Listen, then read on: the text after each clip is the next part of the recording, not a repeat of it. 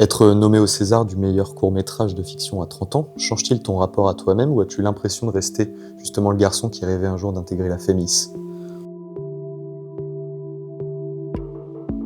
Les Césars, c'est très cool en fait. Les Césars, c'est la magie, tu vois. C'est un peu comme à la fin de C'est Laure et Lula, t'as la petite fée qui arrive et qui te touche le front. En fait, on fait un métier hyper terre à terre. C'est vrai qu'à un moment donné, on est hyper bien habillé au Fouquet's, au milieu de gens qui ont énormément de talent et c'est fabuleux, quoi. C'est une reconnaissance du travail qu'on a fourni. Mais ça change pas tout parce que voilà, ce qui m'intéresse quand même, c'est toujours la pratique de mon métier, de pouvoir faire des films, être créatif, rencontrer de nouvelles personnes. Effectivement, quand on fait du cinoche, le César, c'est presque le truc d'enfance en fait. Tu vois ça à la téloche. Quand t'as grandi un peu comme moi, très loin du cinéma, le César, la soirée des Césars, c'est un truc un peu mythique et donc d'un coup t'y es, tu passes un peu de l'autre côté du miroir. Ça veut rien dire parce que tout est toujours en jeu, mais non, ça fait plaisir. Salut CNB, bienvenue dans ce sujet sur Mort d'un acteur, un film qui parle d'une mise en abîme sur les dérives des médias numériques. Dans une interview, tu as déjà dit que tu pensais que ton cinéma n'allait jamais être compris. Qu'est-ce qui, dans ton cinéma, te semblait à ce point justement un peu inclassable? Mais oui, mais parce qu'en fait, moi, j'ai fait des autoproduits, des trucs qui faisaient marrer personne, que personne n'a vu. Et en fait, ce ton de comédie, il a été hyper dur à trouver. Parce que c'est de la comédie noire. Et en fait, jusqu'à très récemment, j'étais le mec qui faisait marrer personne, que personne comprenait. Et d'un coup, et c'est aussi, je pense, je le dois beaucoup aux acteurs, parce que c'est eux qui m'ont aidé à trouver la note. Parce qu'en fait, la comédie, c'est une note. Et donc, d'un coup, les gens rigolent. On est la petite chose rigolote à Clermont. Mais en fait, rien de tout ça n'était couru d'avance, parce que en fait, on est sur une ligne de crête comique entre le drôle et l'horrible. Et la note, l'équilibre a été dur à trouver. Et si on n'a pas cet équilibre, ça n'existe pas, tu vois. Rien n'est possible. Personne comprend notre comédie. Et en fait, on est uniquement dans le drame, et dans la dureté de la vie, sans l'autre face un peu lumineuse qui est la capacité de tourner cette dureté en lumière par la comédie, quoi.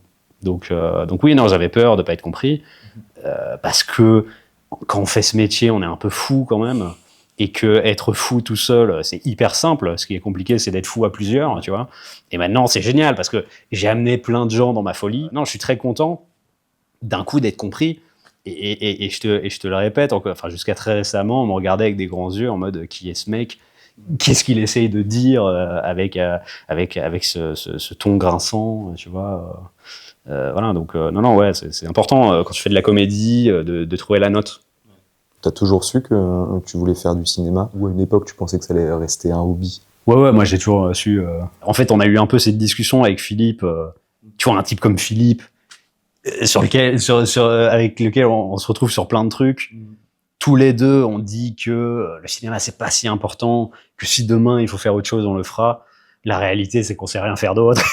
Tu vois, non, il y a ce truc. Donc en fait, il y a ce paradoxe en même temps, je sais que tout ça est fragile, tout ça est précaire, et si demain j'arrive plus à faire du ciné, il faudra que je fasse quelque chose d'autre. Donc j'essaie d'aborder le truc avec détachement, mais la réalité c'est que je suis tombé dedans, que le ciné et l'art en général, ça fait partie des trucs où quand t'as envie d'en faire, c'est un peu partout et tout le temps. Il y a une super citation d'un mec qui s'appelle Christian Vander, qui a créé un groupe qui s'appelle Magma, qui est un groupe what the fuck expérimental des années 70, d'ailleurs assez classe. Enfin, je veux dire, c'est assez un truc qui est assez respecté à l'international. Et Christian Vander a dit je fais pas de la musique, je suis en musique.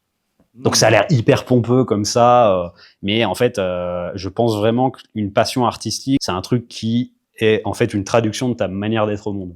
Voilà, moi putain, je suis en cinéma. Non mais tu vois, je veux pas être pompeux et tout, mais c'est mon rapport au monde. Et quand je vois ce que j'écris, en fait, rien de tout ça n'est conscient, c'est vraiment mon rapport au monde qui s'exprime. C'est ma manière d'être, quoi. Je peux pas m'en empêcher, et limite, je juge même pas ce que j'écris. C'est juste, en fait, c'est la traduction de mon psychisme, tu vois, et de ma manière d'être, et de mon regard sur le monde, tu vois. Mort d'un acteur, tout part d'une annonce radiophonique erronée. Pourquoi avoir choisi la radio, un média qu'on peut considérer pour la plupart archaïque, comme point d'entrée dans une réflexion sur l'ère numérique? En fait, c'est hyper intéressant, parce qu'en fait, c'est assez chiant de filmer des écrans. Et donc, quand tu parles d'un truc très moderne, faut toujours te demander à quel point je peux inclure les nouveaux médias dans ma narration. Et parfois, tu as des anciens médias qui sont beaucoup plus cinégéniques. Et donc, la radio est un parfait exemple.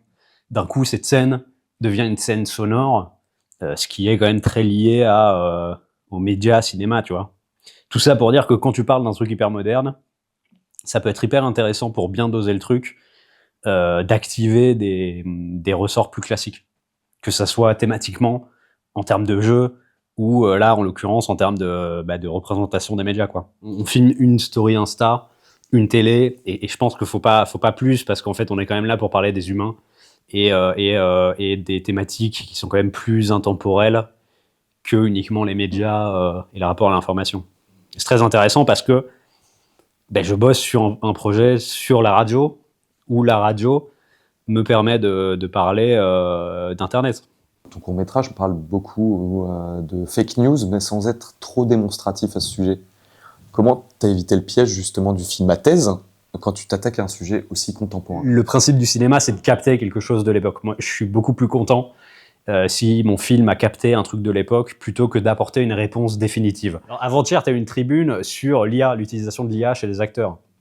Et je me suis dit, putain, en fait, et c'était avant les Césars, tu avais plein d'acteurs français qui alertaient les pouvoirs publics sur l'utilisation de leur image par IA, ce qui est hyper légitime, tu vois. Et je me suis dit, putain, mon film parle de ça.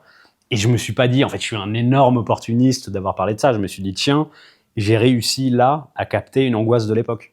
C'est pas à moi de apporter des réponses définitives, c'est le boulot du politique, et c'est pour ça que la tribune saisit le politique sur ces questions-là. Moi, en tant qu'artiste, je suis uniquement là pour capter une angoisse, une peur, en prendre acte, et en l'occurrence, le seul commentaire que je peux formuler sur cette angoisse, c'est d'en rire, ce qui est déjà un commentaire en soi. La formule magique pour pas être boomer, quand on essaye un peu de parler dans du monde dans lequel on vit, c'est de ne pas essayer d'apporter des réponses définitives, quoi. C'est pas notre rôle en tant qu'artiste. On est là pour prendre acte, on est là pour apporter une vision du monde et remettre de la subjectivité, tu vois, et de la distance dans la manière dont on perçoit l'actualité. Parce que de la comédie, c'est un commentaire. Enfin, tu vois, c'est moi mon rapport à la violence, par exemple.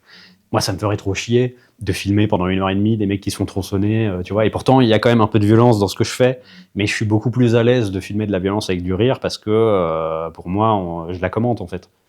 Si on en rigole, c'est qu'on pense pas que c'est bien. Et c'est pour ça que mes personnages sont parfois méchants, qu'il leur arrive des trucs pas rigolos, enfin rigolos, mais pas rigolos dans la vraie vie. Parce qu'en fait, pour moi, le rire est une manière de remettre une distance critique. Si on rigole d'un truc, on l'accepte pas, tu vois. Si la violence cartoonesque, c'est en fait, si on en rigole, c'est qu'il y a un truc, tu vois, avec lequel on n'est pas à l'aise, qu'on essaye d'expier, tu vois. Donc, ouais, non, le rire, c'est vraiment cool pour ça, quoi. Ça permet en plus, dans une époque où, voilà, on manque un peu de regard critique, on manque de distance, il nous arrive plein de trucs, ces nouvelles technologies, on est vraiment tenté d'être anti ou pour, tu vois. On a vachement ce rapport à la technologie, quoi. On est pour tout ou contre anti-moderne. Tu vois, il y a aucune question sur quel usage, quelle personne, enfin, tu vois, et je pense que l'art peut avoir un rôle quand même pour nous aider dans cette période de changement énorme, pour nous aider à appréhender tous ces changements avec une sorte de distance critique, avec un jugement, tu vois, quelque chose qui nous fait retrouver un peu d'individualité, tu vois. Je trouve que dans le court-métrage, il y a une sorte de basculement un peu au milieu, où la passivité, elle laisse place à une forme de résistance d'un coup et d'action. Est-ce que c'était écrit un peu dès le départ, justement, comme un arc dramaturgique classique, dans ta façon dont tu as pensé le scénario? En fait, ce qui m'aide le plus dans la manière dont j'écris, c'est typiquement un truc comme le graphique de la dramaturgie classique, enfin, tu vois, premier acte, deuxième acte, troisième acte. Tu sais à peu près que il doit se passer un truc à la 20e page, machin. Bon, mais à part ça, je laisse quand même un peu mentalement mes personnages mener leur propre vie. Et puis surtout, c'est d'abord des flashs, des idées, des envies, de trucs qui me font marrer. Et ensuite, je me pose la question de la structure. Mais tout ça pour dire que c'est pas une structure qui est énormément raisonnée à l'avance. Après, là, tu soulèves un truc hyper intéressant. En gros, j'ai l'impression, quand je regarde Mort d'un acteur, pas objectivement, parce que ça, je materai jamais objectivement. Enfin, c'est un peu le problème, tu vois. Mais quand je mate le film objectivement, j'ai carrément l'impression que c'est un film dans lequel les acteurs, en fait, prennent le pouvoir. Et donc moi, je les vois les deux parties. Où la première partie, c'est un mec qui fait un film sur un mec qui apprend sa mort à la radio. Donc en fait, t'as toutes les idées, toutes les trouvailles, t'as des gags visuels, t'as machin, des trucs. Et puis au milieu du film, il se passe un truc qui est que d'un coup, ils sont tous les quatre ensemble. Finnegan arrive, Marc prend plus de place. Et d'un coup, j'ai l'impression que c'est vraiment un film où les acteurs prennent le pouvoir et où il y a une sorte d'énergie différente et où, tu vois, où je sens qu'il y a quelque chose de beaucoup plus libre et de beaucoup plus surprenant. Et ça, je suis quand même assez content parce que j'ai l'impression de pas avoir été enfermé dans mon sujet, dans mon envie de réalisateur de faire passer un propos, que j'ai laissé la place à une situation, des personnages qui peuvent d'un coup prendre vie et déborder un peu du cadre. Et donc pour moi, les deux parties du film, qui effectivement 2-3 spectateurs soulèvent un peu, tu vois, pour moi c'est beaucoup plus ça, quoi. C'est d'un coup, en fait, ça devient un film de personnages et il y a un truc de vitalité qui explose un peu le petit carcan du film sur les nouvelles technologies que j'avais mis en place, tu vois. Et ça me fait carrément plaisir et ça a beaucoup conditionné mes autres projets qui sont un peu la continuité de cette prise de pouvoir par les personnages et les acteurs dans mon travail, tu vois. Donc le film joue aussi avec l'idée qu'un acteur puisse devenir spectateur de sa propre mort. Est-ce aussi une métaphore du métier où l'on assiste en permanence un peu à la fabrication de son image? Oui. Mais en fait, je voulais pas vraiment faire un film sur le métier. Déjà parce que j'en fais pas partie. Parce que... Non, mais c'est un peu vrai. Enfin, tu vois, t'as un mec comme Judor qui arrive, qui fait Platane, on comprend, le mec est là depuis 30 ans, les coulisses, il les connaît. Tu vois, quand un mec fait 10%, 30 ans d'art média, Dominique Besnard, enfin, tu vois, quand le mec arrive en disant, je vais vous montrer à quoi ça ressemble, Pierre Ninet en jog dans son salon, t'y crois parce qu'en fait, c'est son quotidien. Mais moi qui suis un mec qui débarque, il y avait aucune prétention à faire un film sur le métier. J'avais pas du tout la légitimité pour. C'est même d'ailleurs pour ça que je suis allé chercher quelqu'un comme Philippe, qui n'est pas du tout un acteur que tu vas voir dans la vraie vie. C'est déjà un personnage. Philippe, c'est un personnage. Et donc ça place le film dans un truc qui est différent de ce truc qui est génial de... tu vois, tu vas voir Laurent Lafitte dans son quotidien, qui va faire des vannes avec Éric Judor, qui est génial. Hein, moi, j'adore. Je suis un grand fan de Platane et tout.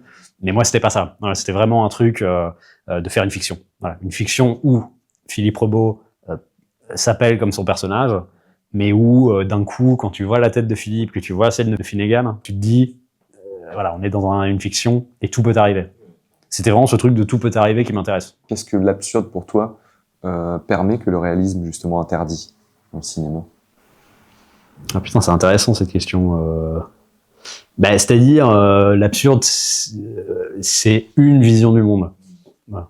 Et ce qui me fait peur avec le réalisme, c'est l'absence de vision du monde. Après, il y a des gens qui le font très bien, tu vois, de déplacer le curseur autrement, tu vois. Pour certaines personnes, Cassavetes, c'est un mec naturaliste, mais il a quand même une vision du monde. Alors que pour moi, dans le Cassavetes, t'as des trucs très burlesques, très surréalistes, t'as quand même des mises en scène d'hallucination, tu vois. Et c'est quand même un film de fantôme, Opening Night, tu vois. Tout le monde a oublié, mais en fait, d'un coup, la meuf voit une morte.